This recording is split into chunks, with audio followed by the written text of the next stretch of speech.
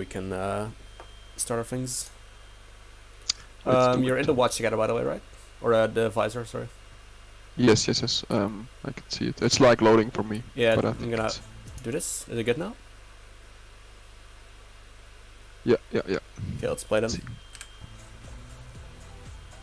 Do you always play with music on the background, by the way, or is it like something you edited over for the YouTube? Solo queue, I always play with music. I feel like it relaxes me and it helps me a little bit not get pissed, Yeah. which I think is like my biggest problem. Ah, okay. Or I don't know, like it's the thing that keeps me the most from really improving. When I just like get pissed, I start kind of playing more Badly. brain dead or like more mindless, you know, not thinking so much.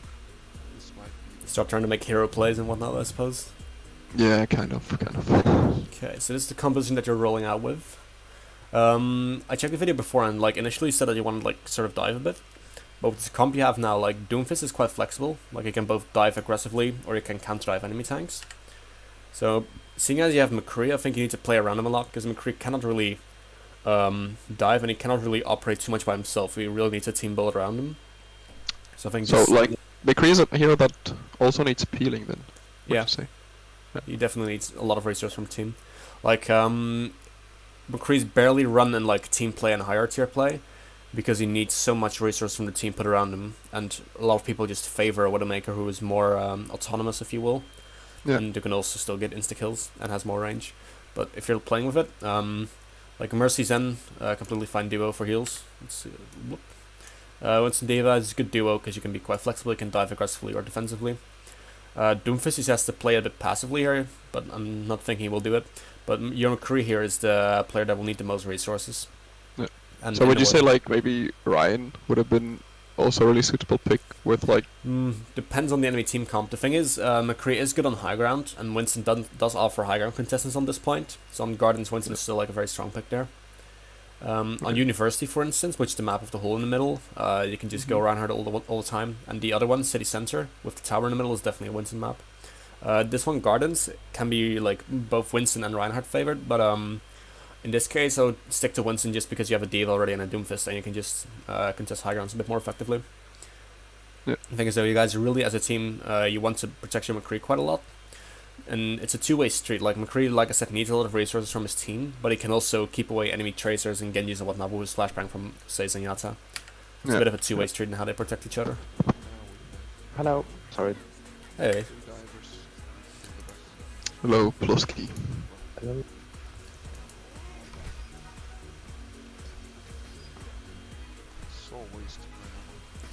Did you catch your talk I just had, Plosky? Because I don't hear the boop sound. Wait, what? Were you already in the VOD review when I just started like... No. I Okay. just opened. I see. I did hear the boop sound. So. I just joined now, so I'm see. in the VOD, so I will... Please continue, sorry to interrupt you. Oh, no problem. Okay, so first thing we want to do if we're running Winston Diva is that we want to scout the enemy team comp. You can either wait like 15 seconds until all this unlocks, or you can just try to scout ahead a bit and just try to see as many things as you can, like seeing bullets, seeing muzzle flashes and whatnot. Yeah. So you see a Junkrat already, that's one. Yeah, sure. Let's just play point, guys. See the side to play point. There's someone right side if you catched it. If you caught it, sorry. Yeah, they have walk left side. Oh, wait, that was the UI, never mind. Okay, so now you see they have Widowmaker and Junkrat. Looking back at your own DPS, Doomfist and McCree versus Junkrat and Widowmaker.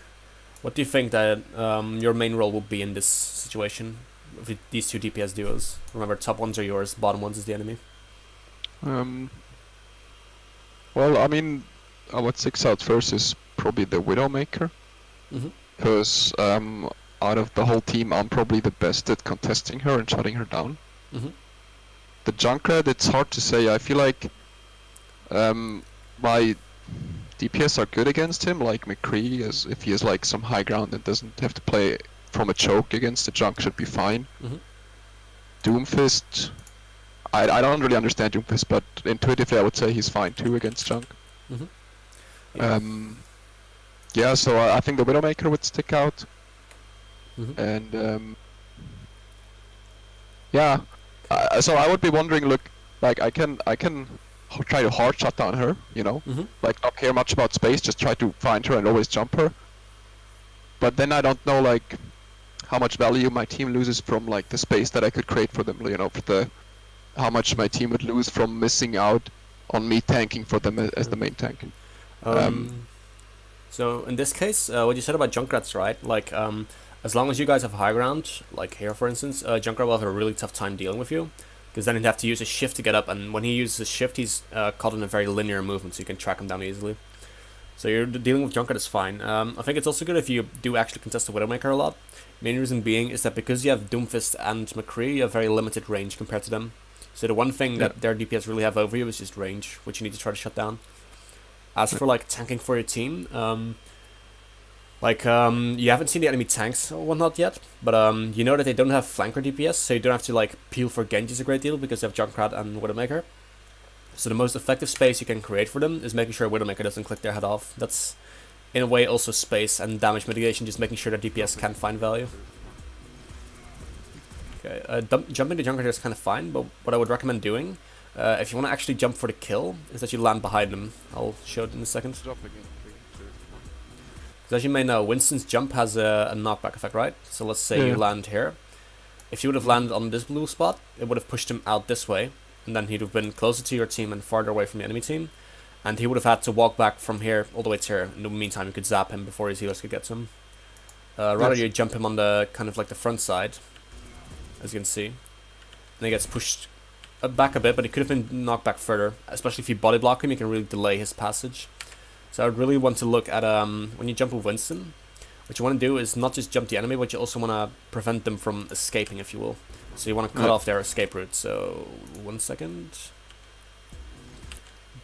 Landing somewhere around here, or like something landing here and then blocking this access entry here. That's like really prime value, because then you can jump behind them, knock them towards your team and away from the enemy team, making it harder for their team to get healing and whatnot to him. And on top of that, you cut off his escape route. Okay, so you'd say like it would be okay to body block a Junkrat as Winston? If it lets you confirm a kill, then definitely. Like trading is not really favorable. You don't really want to trade 1 for 1. Like you don't want to suicide on him. But right now, like you're doing a bit of damage, but you don't confirm a kill.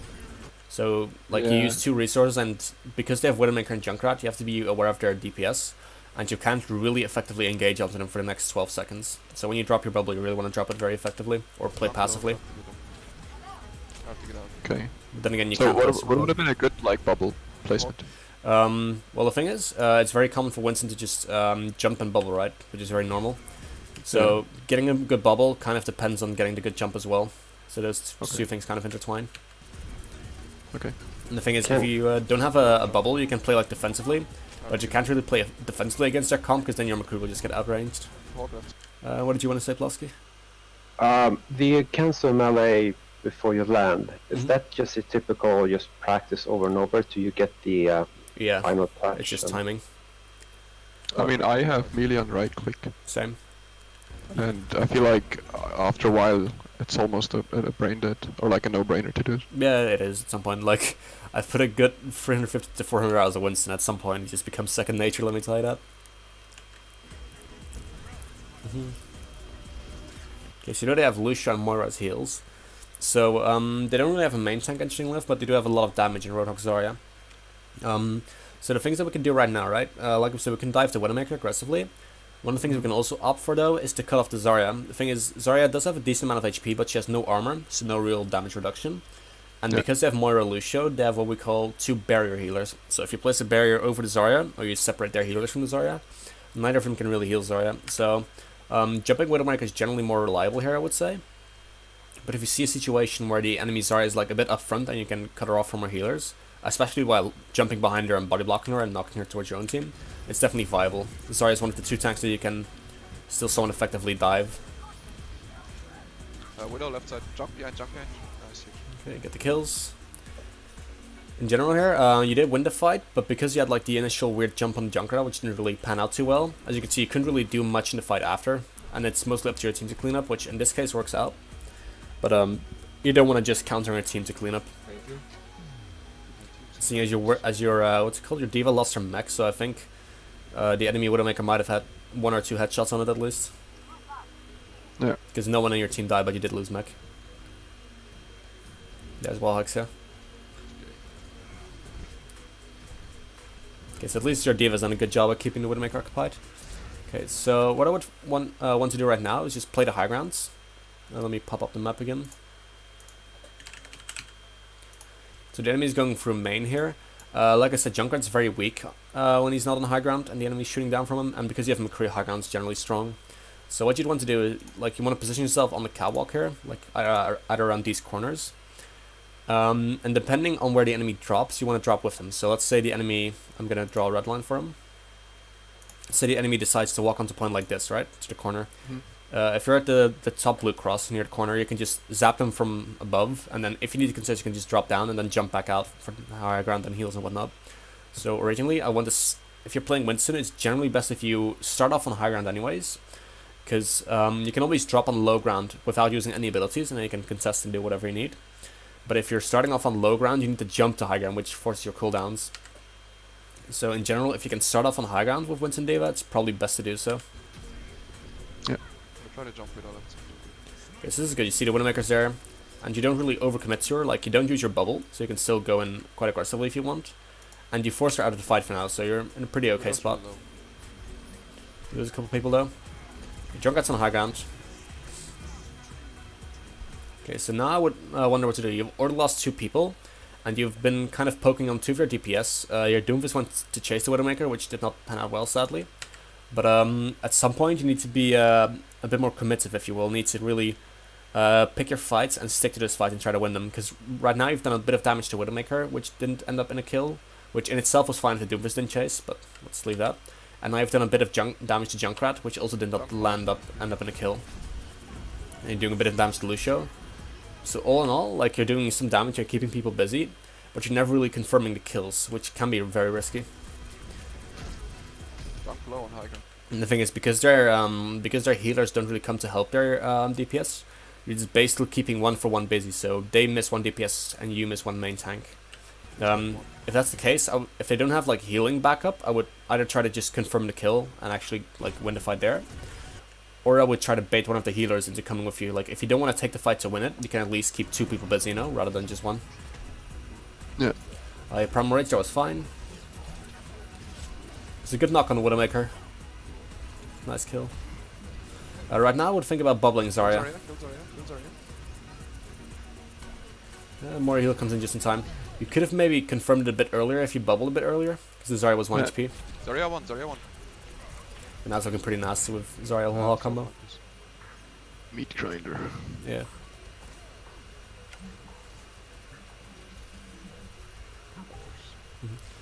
I don't know if you do this much, but you can also do this against Widowmakers and things like Whole Hog.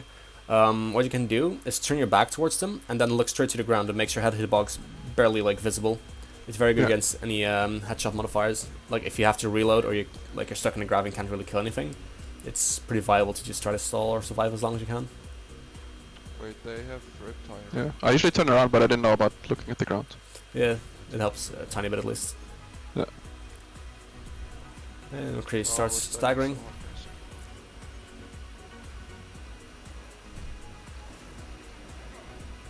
It's all fine, just waiting around for a team to get back.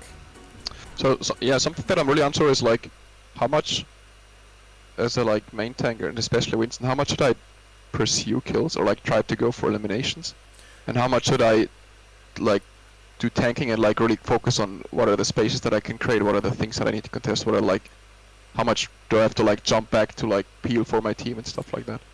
It's very complex and every situation is different in that. One of the things that I'd look at is the enemy team comp, definitely.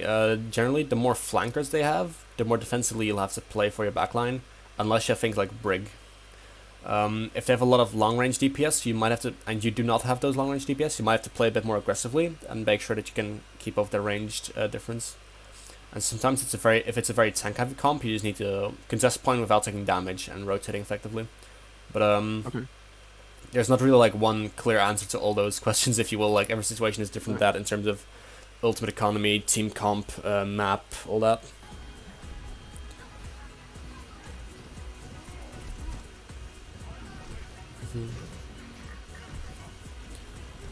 So right now you jumped in a bit early because I don't think your McCree was quite there yet.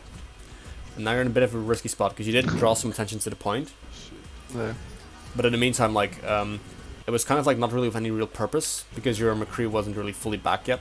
So it was kind of like going in without your team being ready. I mean, my train of thought in that situation was like, they're choking us, you know, they have this choke position and we don't really have anything to break through it. And I was just worried people would take poke and die before I would have an opportunity to do anything. So I was like, okay, I'll just jump in early, take the, like, make them turn around before my people get the chance to die. So basically, this is McCree previously, I triple count him as McCree. The one thing that you have to get through this choke here is mobility. So, like, counterguard McCree and Zen, if there's 4 of you that can, like, make an entry through using mobility, that would be your way out of the choke, if you will. But first, you guys need a 0 group. Yeah, okay.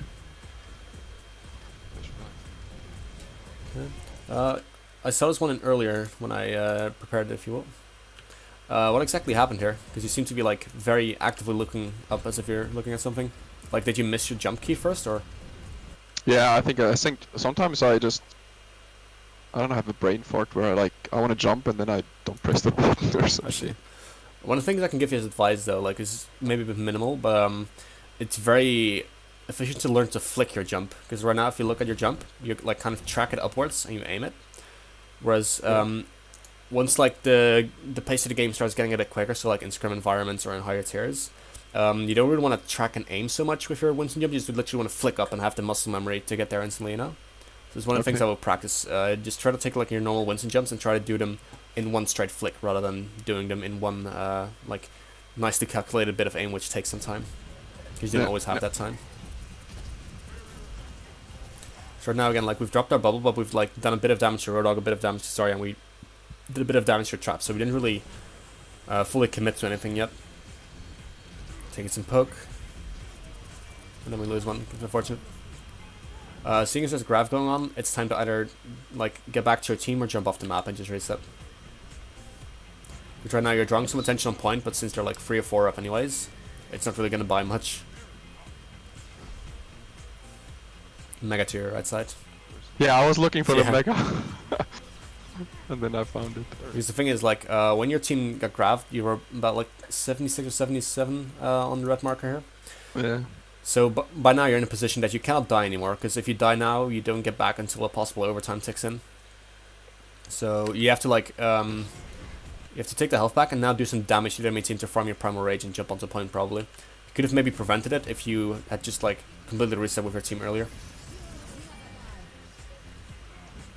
Okay, so do you get the overtime touch? I got point.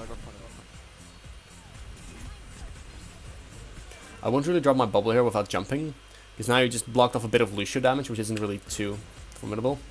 And now Junkrat's coincidentally on high ground. Junker point. Yeah. Hello? Forget it. Okay. He's one. Okay, so this is good. Like, now you're actually committing to killing the Junkrat, as you can see. He was on high ground, you just jumped him, and you did all the damage to him. So this is, like, the better engages, if you will, if you see a target that can be killed and just going for it. Especially with their comp, because they have more range damage than you do. Yeah, it's a bit of a tricky jump, but I know this one frustrates me as well sometimes. If you want to jump in here, you have to kind of bump your head into this top window section here. Yeah. That's how you make the jump. So right now you're, like, kind of skidding on the side. You really need to aim your head inside here and then bump your head on the ceiling, if you will. That's how you make the jump. No, in the hole on high ground. Good call, sir. Nice block on the hook. I'd say this practices a bit in custom games, because there's been a map issue since the map launched, if you will. I'm so bad.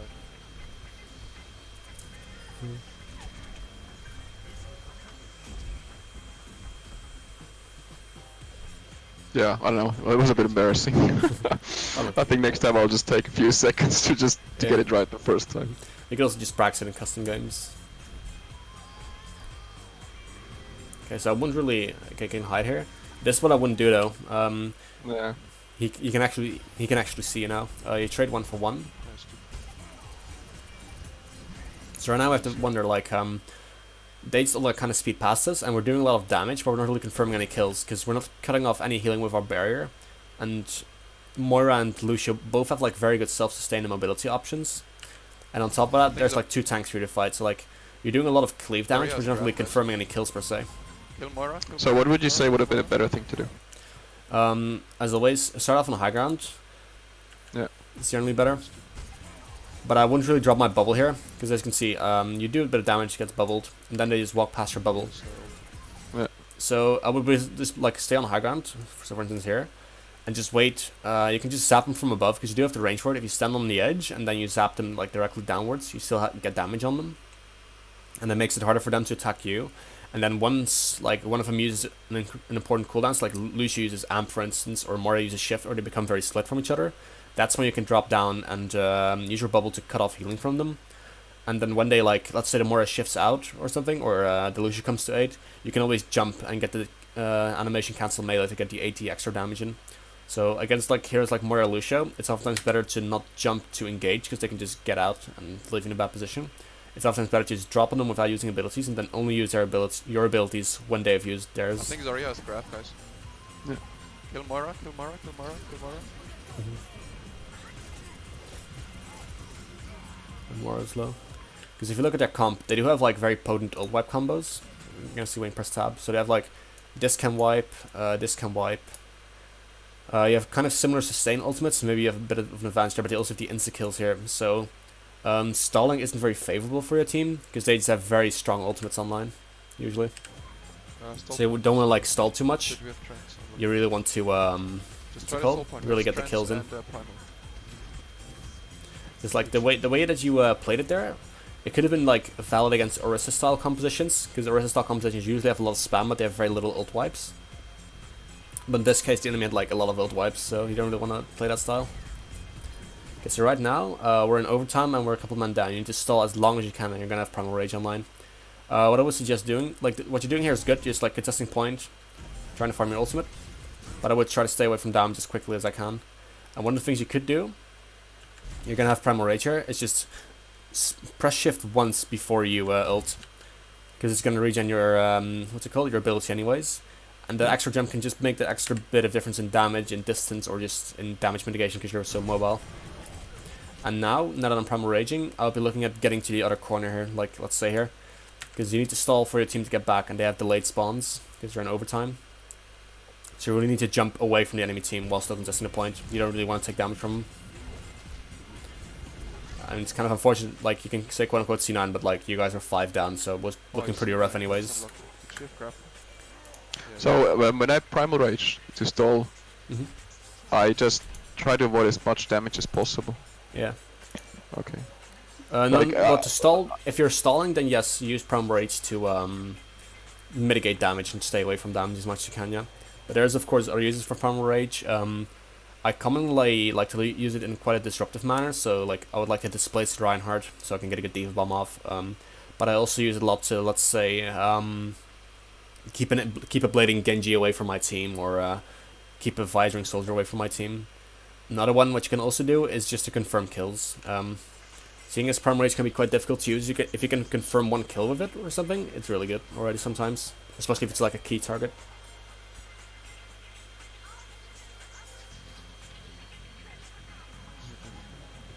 Okay, so now you're gonna play with Roadhog and Pharah.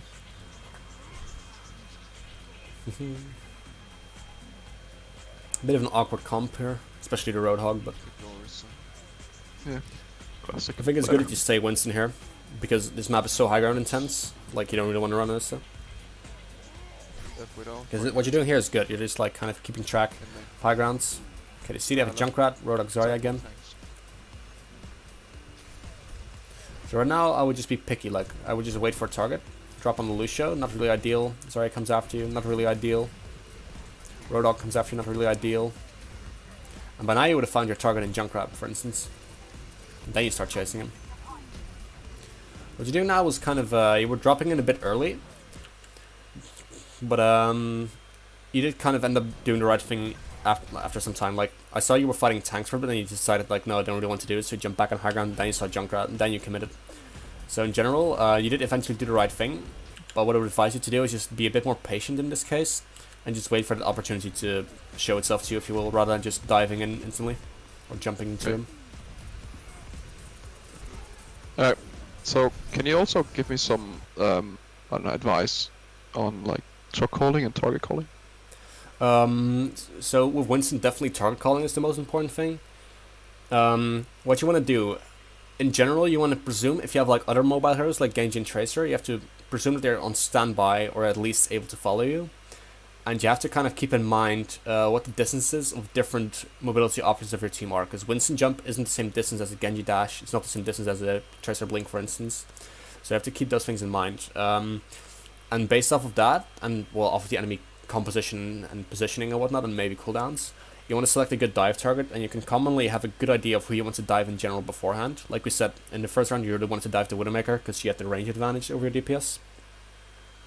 So, what you want to do in terms of target calling, you don't really want to wait too much. You just want to say that you're gonna go for something, but you want to say the character's name, his positioning, and any status. So if he's antied, say he's antied. If he's half HP, say he's half HP. If McCree has no flashbang, say McCree left no flashbang. So you always start off with a name, and then positioning status can be either positioning first or status first, whichever one you prefer. But those are like the three crucial things to target calling. Yeah. And what did you want to know about general shot calling? I don't really have any specific questions. I don't think I have. That's it. I can tell you, target calling is definitely something that main tanks, especially in team play, should take up in most cases. Like general shot calling is more for supports, but everyone can help in it, I suppose. It's never bad to learn it. Okay, so now you know the enemy has a soldier. Soldier, you have to kind of dive him, even though it's not always easy. Main reason being, you have a forest, so you need to keep their hit scans occupied. And second, hit scans favor playing on high ground, so if you leave them unattended, they're just gonna get headshots for free. Okay, you know that this is the enemy soldier. You're a bit late in recognizing it. But you do not have a soldier, so as soon as you see him, you know it's your kill. But nice kill there. It was a bit coincidental, but you got the kill, so it's fine. Oh, wow. Junkrat. What's that jump? Did you hear the Junkrat behind you or not? Yeah, I think I did. I just didn't expect that he would hit his grenades that well, I think. I was hoping that I could survive just like enough to just jump out with like 100 HP and then... You did have a bubble on cooldown though. So you could have just dropped your bubble when you heard the Junkrat grenades go off. Did some damage to Lucio, and then you could have jumped back, get some heals, and probably stall with your ultimate. So like, with very high bursts of damage, even if you can't see it directly, it's oftentimes very good to just bubble preemptively. It's like, if I hear a Hunter Storm arrow going off, I'm gonna drop my bubble, otherwise I'm dead. And the same with Junkrat, like if he just gets a grenade and they shift on you, which is very easy to hit on a Winston without a bubble, it's like instant 300 damage, basically. Yeah. Or 200, sorry. Good kill the Moira. Yeah, kill halt. Yeah, feed his ult. He's a better. Here we got the same story again. It's a bit unlucky that you jumped the tree, because I think you were actually aiming for the right place here. But if you would have jumped like behind him here, he would have been bounced this way again. I think the tree kind of dislodged your trajectory in this case, which is a bit unfortunate. But it's always handy to keep that in mind. Duck on, sorry, nice. Okay, this jump is really risky right now because the Zarya is decently charged and has a healer. And you only got one kill on the soldier, so because you don't have Diva or anything, your team has to really hardcore commit to helping you and Roadhog here. Because you cannot really block damage for each other effectively, rather than body blocking, which is just taking healing resources. So going for this engage is very risky, I would say, because you don't really have to follow up as effectively. You get trapped. I got trapped. It's a bit lucky that you get the Lucio kill, but like engaging into this room here was very risky, and I wouldn't really suggest doing it. No. Too much damage, and you don't really have any damage mitigation that can help here.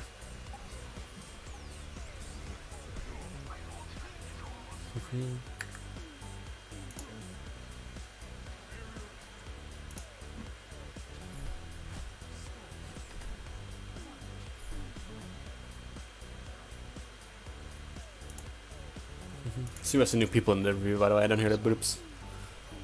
Welcome. Okay. So here we have Orisa, Genji, Roadhog, Mercy, Zen. I think you're gonna play with Hanzo if I remember correctly, right?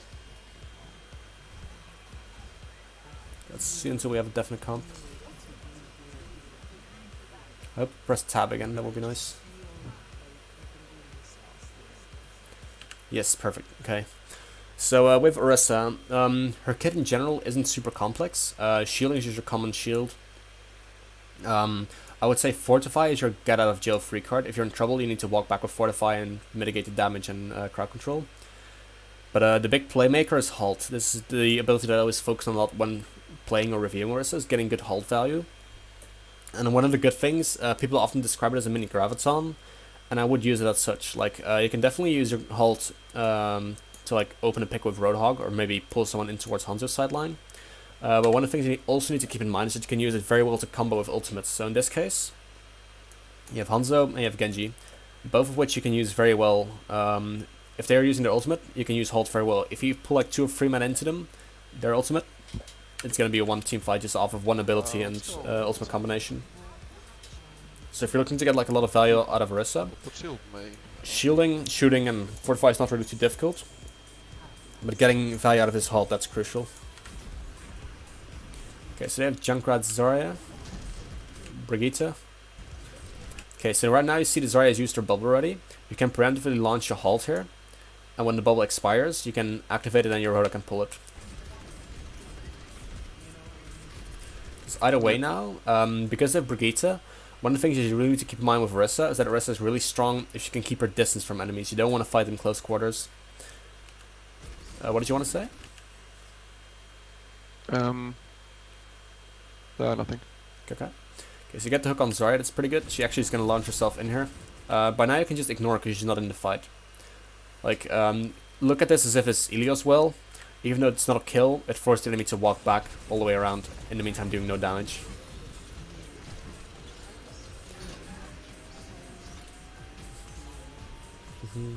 Okay, so the Genji has used his deflect already. So one of the things I would always look to do with Genjis as well is when they've used one of their abilities, is to just halt them and try to confirm a kill. And remember, you can always halt the ground as well and it instantly activates, or walls. It's very handy to use. But in this case, you're kind of like, you have to walk through this narrow chokehold. Maybe take a Pharah, guys. Taking a Pharah will be a good option, yeah, but you have to kind of walk through the choke right now. And against all the damage, it's really rough. So I would either take a different path towards the point, or would swap heroes. What hero would you swap to? In this case, either Reinhardt or Winston. Yeah.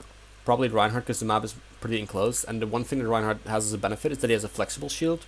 So we can walk through the choke a bit, block some damage, walk forward, take some damage at a later point again, whereas Orisa has to like really take all that choke damage. Let's do pull composite. It's good to try to coordinate it. Seeing as Orisa goes alone here, you could have just instantly activated this. Because right now it's going to go behind the wall and not going to latch onto him. Shield spike. There's a break around the right corner. Kill brick gang, kill brick gang.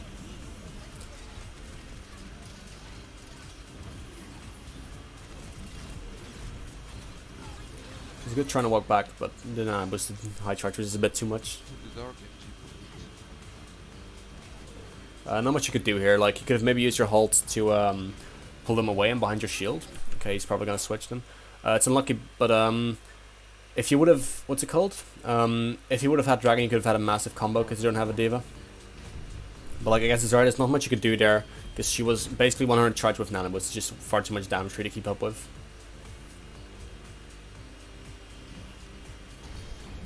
Okay, so deflect's down. Since deflect is down, I'll pull him instantly because it offers an opportunity for you and your team to shoot him for free. Okay, you get the kill, nice. Okay, you didn't get the... I see what you're trying to do there, unlucky that didn't work. But the idea there was good to pull the Roadhog because it's basically free damage. He has no shielding whatsoever. Okay, you see the Junkrat, that's good. I wouldn't really want to focus on Break too much. The simple reason being is that she's far too hard to kill. I would just go for the Junkrat or something.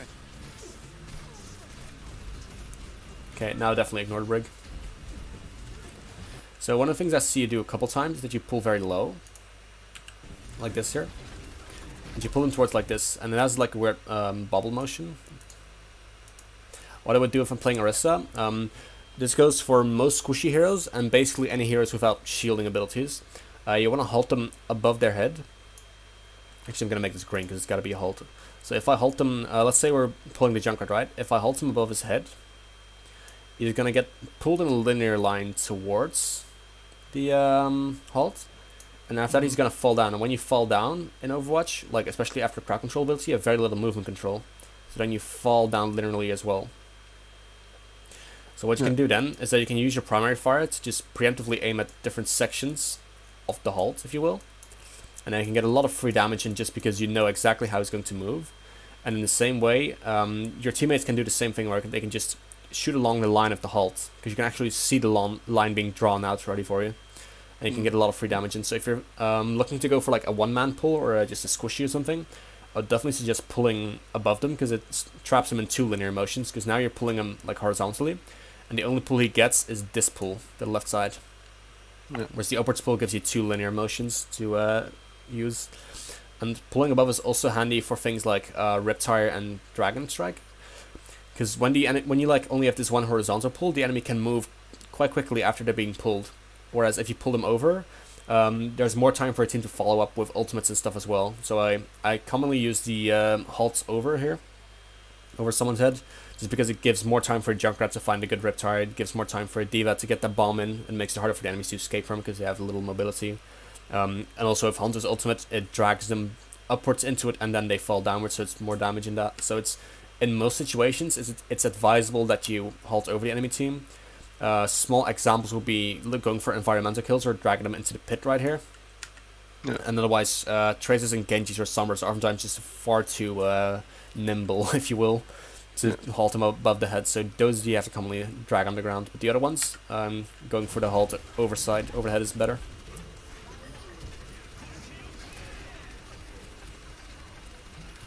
Okay, you get the hook there, nice. Rick's still behind. So it's good that you eventually, as you can see, you eventually went to target swap away from the Brig. And as you can see, the thing is still not dead, and it's still not dying, and it's still not dying. So that's why it's better to focus other things besides Brig, because your self-sustain is just far too much to get focus fire to. I'm pulling. Unlucky that your rogue wasn't fully ready. It was a good pull though, and you do eventually get the pull there. You could have maybe finished off the Zarya. One of the things I like to do when I pull is that I already start shooting along the trajectory of the pull, so that anyone who gets into it gets damaged, and then if my Roadhog hooks, he's going to be dragged along the same line. So I would just continuously hold primary fire into this little orb here, because it's going to get damage on anyone who's going to get in the pull, and it's going to get damage on anyone who's going to get pulled by the Roadhog. I think you just miss out on like 10 HP to kill this area, which is unfortunate. Shield behind. But it's good that you saw the opportunity to pull. I would just focus a bit more on executing it well, by pulling over and by pulling or by shooting along the pull. Yeah. Nothing you could really do here. Too much damage. One of the things I do want to point out though. So you go for like a really close hold here, which you guys aren't really very good at because you have more range damage. You don't have a shield yet, so you use halt aggressively, which in itself is fine. You don't confirm a kill, and then you shift out. Shifting out was not really needed here because you didn't take any damage. But either way, you're looking at a situation where you have no halt and you have no Fortify. And you will get a shield soon, but that's not really too amazing, because the enemy can just rush past it. So what you need to do now is play very defensively, because if they decide to rush you, you cannot Fortify away and block damage, and you cannot pull them away from yourself either. So you have to play very defensively now, because you don't have the ability for it. Normally, if you have either one of these two up, halt or Fortify, you can play a bit more aggressively. If you have none, you have to play very defensively and wait for the cooldowns.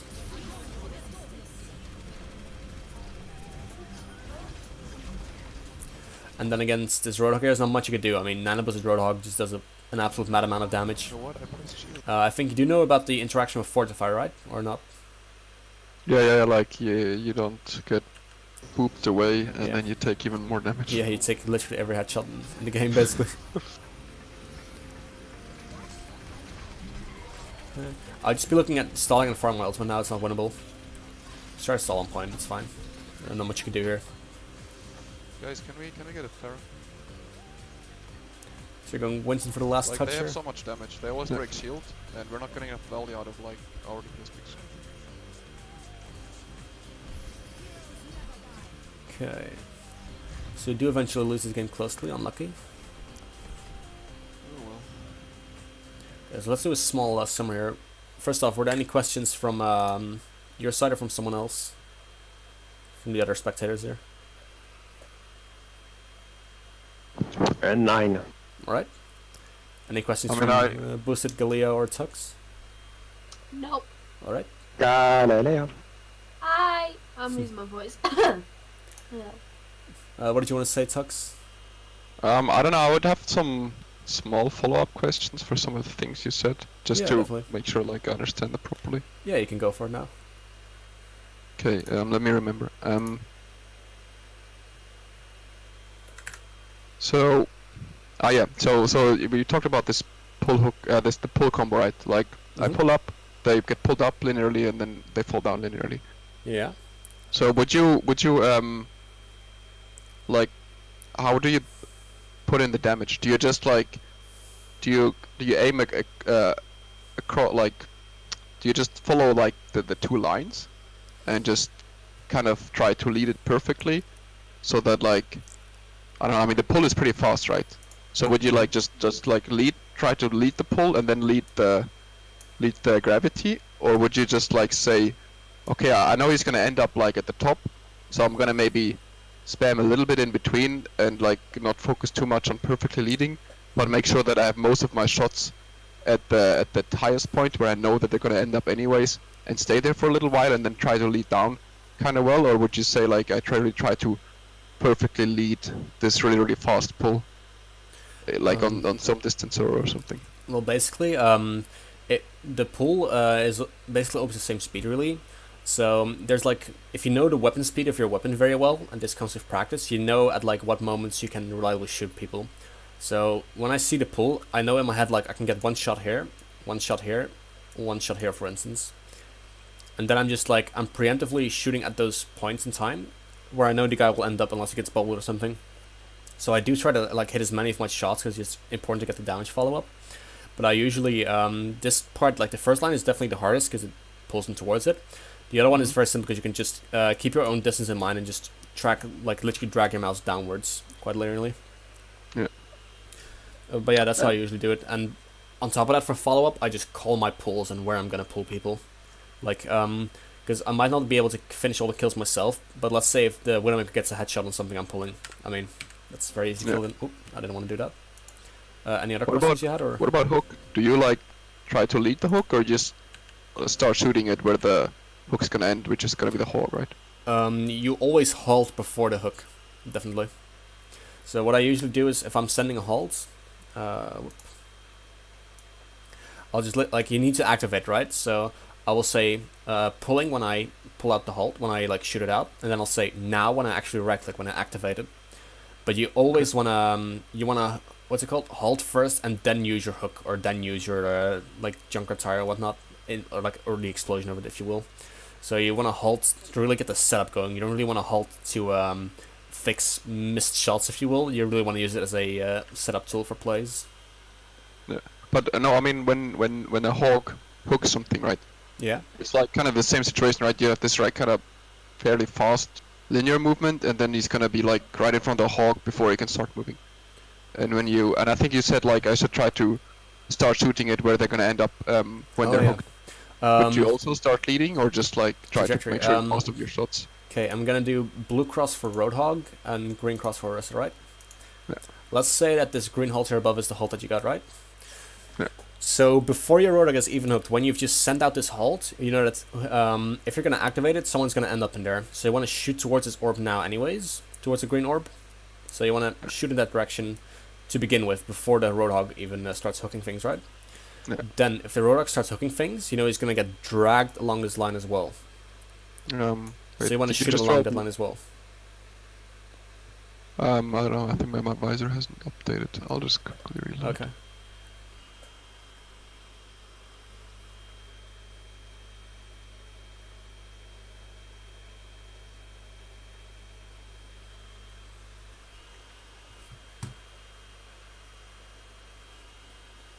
No, it's still loading. Okay. I'm gonna pause on pause for a second. Is it working? No. Oh, well. I'll just reload the page again. Okay. Please.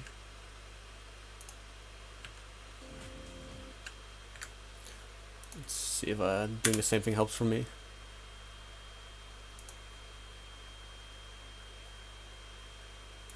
Oh, the video keeps loading. That's annoying. It's probably if I have to pause on pause.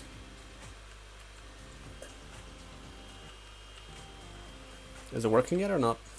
No, the video is still loading. Okay. Can you see the drawing though or no? No. Okay, you have to load in for a bit longer then I suppose. Let's see. What is...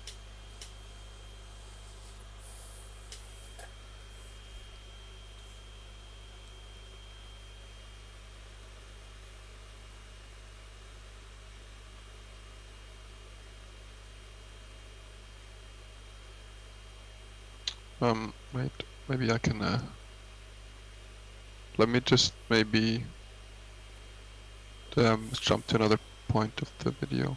Maybe I can do it. No, you can't because you don't have control over it. Oh yeah. Try this. Can I see things now or not? Oh, why did I get trapped? No. Okay. I think we can just look back at it on the recording then, because otherwise it's gonna be a bit hard to do this. Yeah, fair enough. Any other questions you had in specific, or? So I'll try to explain this as best as I can without drawing. When you're gonna do a hook and pull combo with Roadhog, you wanna shoot towards where your pull is gonna go, and then you wanna shoot whoever Roadhog is getting hooked just to confirm the kill.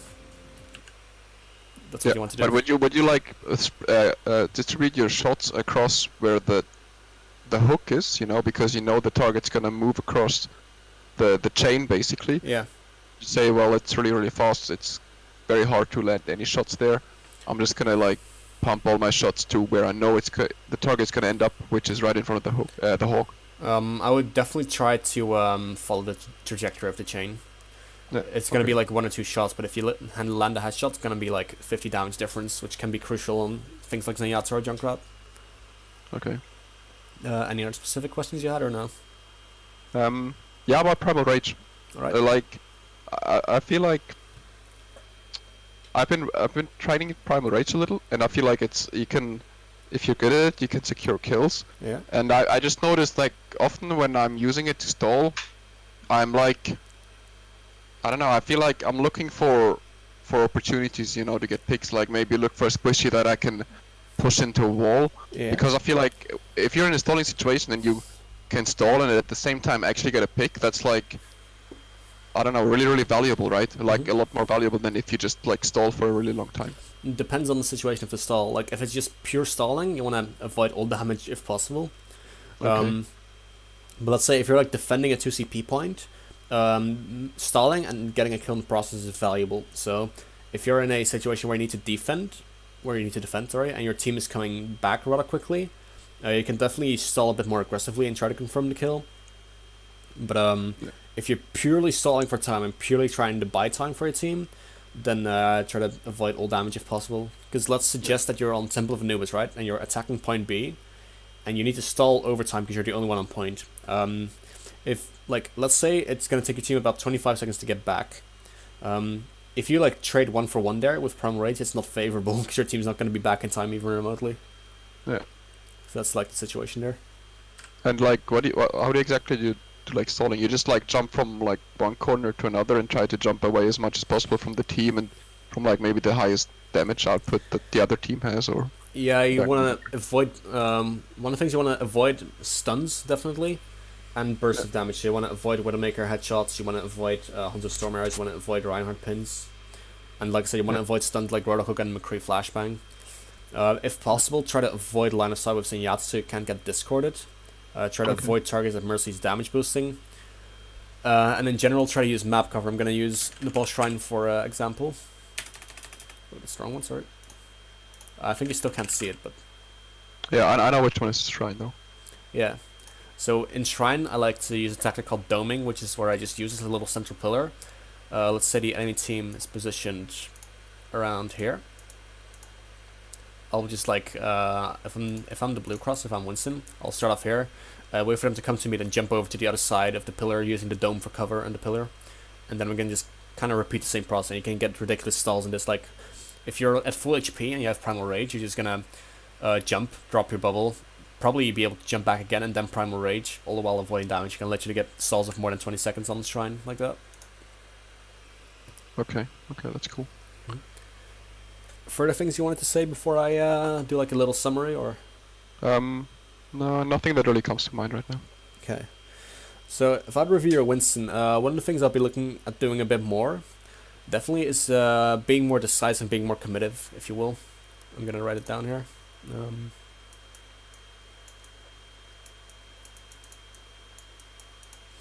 Because what you had quite a lot of times is that you kind of do some damage without really confirming a kill, and then the enemy can like come back because he's not dead, and then just still confirm a kill himself. So what I would be looking to do is not just jump in for like raw damage or something, or like for blocking damage. If you're playing Winston, I would really try to jump a lot more to actually confirm a kill, either by yourself or with your team. So that's one of the things I really noticed, especially when you were playing Winston. And in order to help with that, I'd say practice your jump and make sure that you land it in a position where they cannot escape easily, and that means oftentimes jumping in between your enemy and their possible escape route. One of the things I would focus on. If you get that right, you should also have like proper bubble placement, because those two things usually go hand in hand. And besides that, play more on high grounds, I would definitely say.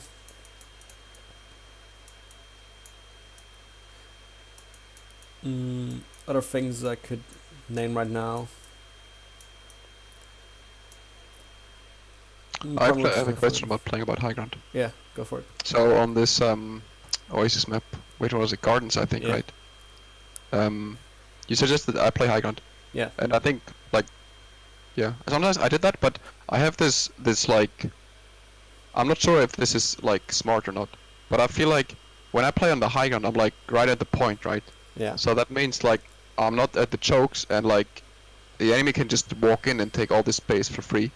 And I feel like what I can do instead is I start at the low ground at the choke, like, and then they walk in, I just zap them a little, make them look at me for a little while, take like a little bit of damage, like maybe make sure that I have more than 300 HP left or something like that, and then jump on the high ground, and then I would have gotten a little bit of time, and like I think I should have my jump back until they reach the point. I see. The thing is, Winston and Diva are not at all good at holding chokes. So, like, you're mentioning space, like over giving them all the space, like around here, for instance. But if you're playing Winston Diva, you're not at all playing for space on the low ground, you're playing for space on the high ground. Okay. So, definitely you want to start off on the high grounds here.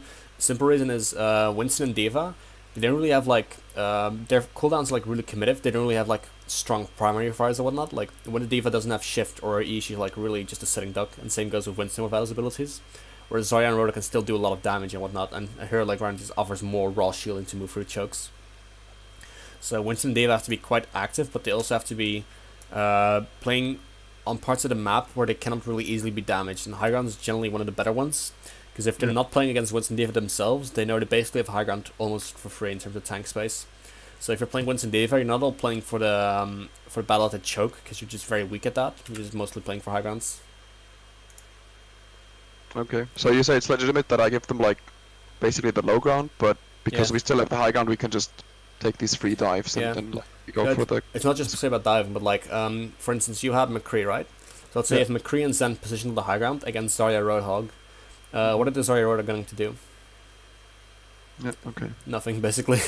And then you can, like, if you start off on high ground, you can just, like, zap them from above for a bit. Then if they start to take the point, you can have one person drop on, like, the other side, away from the damage. Your McCree and Zenyatta all the time, like, they can still shoot for free.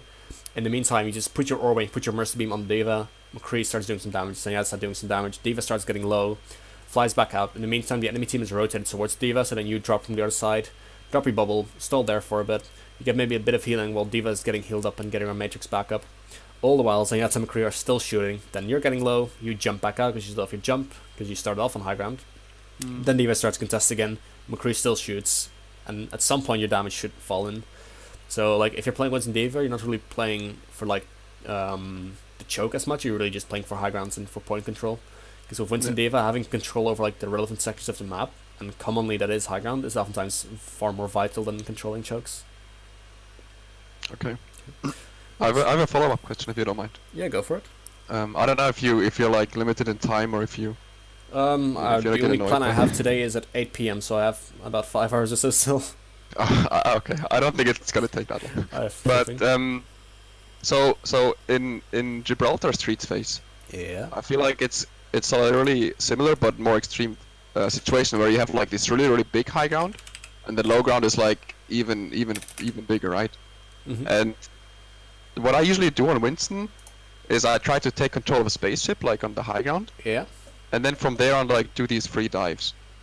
And sometimes I notice that I'm not sure if this is something that helps my team all the time, because like if I have, let's say, a Zen or I don't know, maybe a soldier, I just basically leave them on the low ground, and I always get worried that, you know, they're gonna get picked, right? They're gonna get like picked because they don't have the high ground, they're on the low ground. I'm just like alone on the spaceship. I just want them to not take damage, but I don't really trust them to do that. And I'm just sometimes I feel like maybe I shouldn't go for this high ground, even if it's a good high ground for me. Maybe I should like help my team on the low ground more. In general, you help them more if you play high ground. Can you see the visor already, by the way, or not yet? No, it's still loading. I've been refreshing. Unfortunate.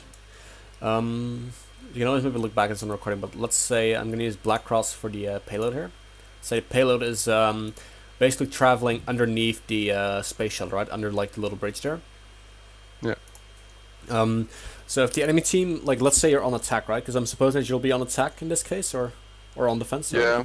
Yeah, I think on attack it's more pronounced, the problem, because on defense I think you can ask your squishes to just go higher. So let's say that you're attacking. If you take like let's say the enemy team wants to dive here, right? If they dive instantly towards the payload, so like they go from here and they go from like the background, it means that they used all their abilities to get to the payload, then they still have to kill like the Zenyatta, who can still walk backwards and get healing. So that's not really how the enemy team wants to dive. They commonly want to start off on high ground, because then they can drop onto the Zen without using their abilities, and then they can jump back out. That's why high ground is so important. It's having that map control just allows one team to dive without using their cooldowns, like so they can do damage and engage without using cooldowns, and then get out if it gets nasty, and it forces the enemy team to use cooldowns to even get some map control. That's why high ground's so strong, and that's why if you're on attack and you just play the high ground, it means that the enemy team will have to try to fight the high ground from you, because if they want to dive the payload, you're just going to drop back onto the payload and fight on there, right? Because then you don't need high ground anymore. But that's why teams fight on the high ground so much, because it's so important for DPS to get free damage in, but also for tanks to be able to, well, Winston D.Va specifically, to be able to engage on the enemy without having to use their cooldowns is so vital. So it's more helpful if you help your team secure the high ground, because even if you're on the high ground, you can still drop on the low ground to the payload and help your Zen if need be, right? Yeah. But if the enemy team has decided to attack your Zen, that means they've given up the high ground battle, and then you don't need it as much either anymore. Whereas if you start off on the payload, you basically give up the high ground for free, which means the enemy team can then jump onto the payload and onto your Zenyatta without using any cooldowns for free, basically. And then you're in a nasty spot. So contesting high grounds with Winston D.Va is very important. Yeah. And that's why on maps like Gibraltar, people run Winston D.Va like basically 24/7. The map is so high ground intense. You cannot underestimate it. Yeah, I love Winston Gibraltar. I think it's the shit. It's really fun, but it's just the same with Widowmaker is so much stronger on it, and like the entire map is mostly decided by Widowmakers. Yeah. Okay. But yeah, I had some things noted down earlier. So we spoke about your jump for a bit, like your decisiveness and your level of commitment to the jump, if you will. Mm-hmm. And I want you to start more on high ground. Those are things I would look for. One of the things I also notice with you is that you oftentimes, like, I know you have like the tank role in our Discord, but sometimes it seems like you were initially a DPS player. Could that be right, or? Was a long time ago. Because it seems like you look a lot at the center of your screen and not to the sides. Yeah, okay. I mean, I played 10 years Counter-Strike, so maybe. Oh yeah, that might explain a thing or two. Yeah, I would definitely look at what's it called? Looking more towards the edges of your screen, because it can give you a lot of information about positioning and whatnot. Because even if you just see like a muzzle flash, like a bullet or a projectile, you can almost always see where it's coming from, and then you can just like deduct a lot about positioning. So I would look at the edges of my screen a lot more as well, rather than just the center. Okay. One of the things I would keep in mind, definitely. And I think those are like the four main things I saw in your Winston with Orisa. I would use my Fortify a bit less preemptively, because sometimes you used it very early when there wasn't really an immediate threat. Yeah. Which means that after that you have to play very carefully when the enemy still has all their like strong abilities. And I would be like I said, we spoke about the halt, but that's one of the things I would focus on. If you really want to get a lot of value out of Orisa, you need to get really good halt combos. I would always look for like, and I just want to synergize with abilities. I want to synergize with ultimates, so I will look at my off tank and my DPS and try to see if any of their ultimates synergize really well. So if I see a Hanzo, I'm gonna try to get a dragon pull combo. If I see a Diva, I'm gonna try a dragon pull combo. If I see a Junkrat or Genji, I'm gonna do dragon pull combo. Might even try it with Tracer, stuff like that. Those are like the main things I'd watch out for.